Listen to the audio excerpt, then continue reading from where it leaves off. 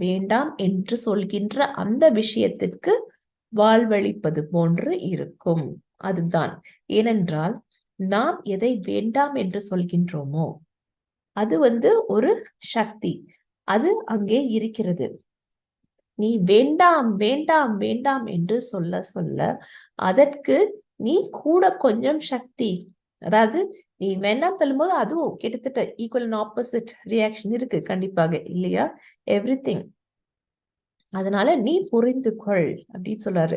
நீ வேண்டாம் வேண்டாம் சொல்ல சொல்ல நீ அதற்கு நீ சக்தி கொடுப்பதை போலவே தான் அது சக்தியும் அதிகமாக போய்கொண்டே இருக்கிறது. அதனால நீ எதுவா இருந்தாலும் சரி அந்த வேண்டாம் என்று சொல்வதை விடுவிக்க வேண்டும். எப்படி அப்படின்னு கேக்குறாரு.